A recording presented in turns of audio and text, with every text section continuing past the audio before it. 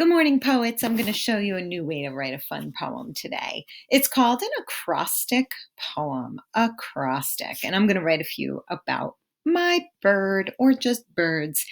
So, an acrostic is really pretty simple. It doesn't have to rhyme, there are no rules to it, just like lots of poetry. So, what it does is it uses the letters of a topic word as the first letter of each line in the poem. So, here is a poem about winter. And it spells out winter with big capital letters Winter. Winter. Each line includes words and phrases related to the topic. It says here it usually does not rhyme. You could try to make it rhyme, but it doesn't have to. So, using these big letters, this is the poem Winter. So, the title of it is Winter, but it's funny because the title goes down like that Winter Wonderland.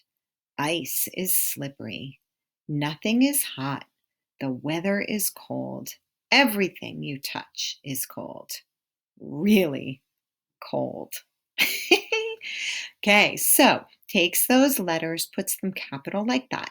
Let's look at a few others. Okay, so here are some others. Here is one called cats. Cuddly, acrobatic, tenacious, softly purring. Here's one I love called Candy.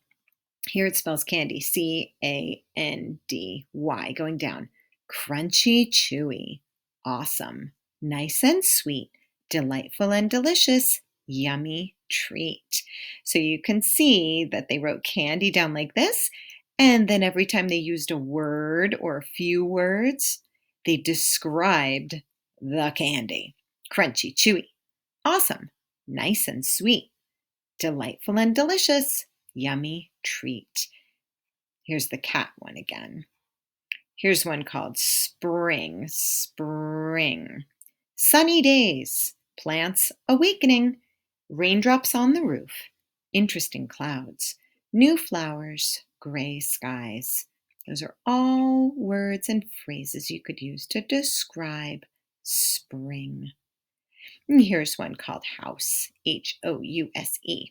All of this will describe how this poet sees or feels about their house. Home, open and inviting, universal, safe and warm, everything. So I did a poem about birds.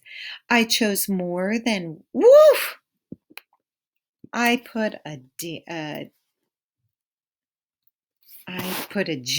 I spelled ARG. Whoops. You guys can help me with this last one. So I'll need a new way. Okay. Hearing as it sings. Okay. So I changed it. BIRD.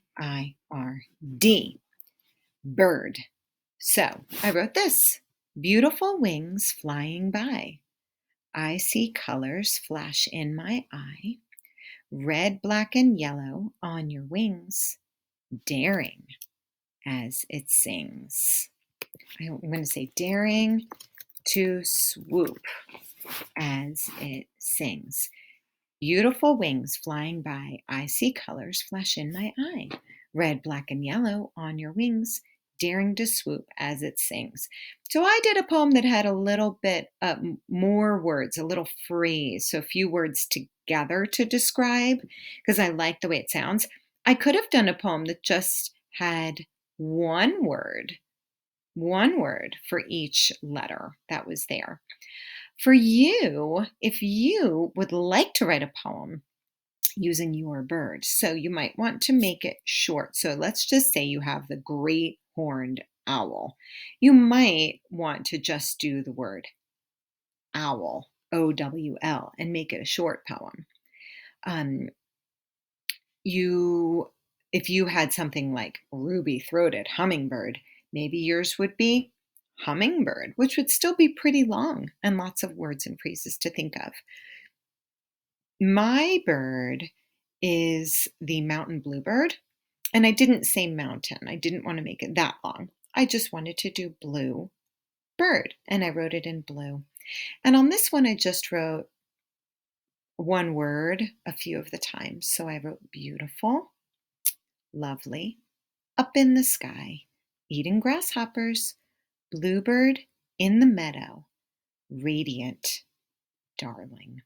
And then I could draw a beautiful, darling, radiant, lovely bluebird sitting on a fence post, maybe right here.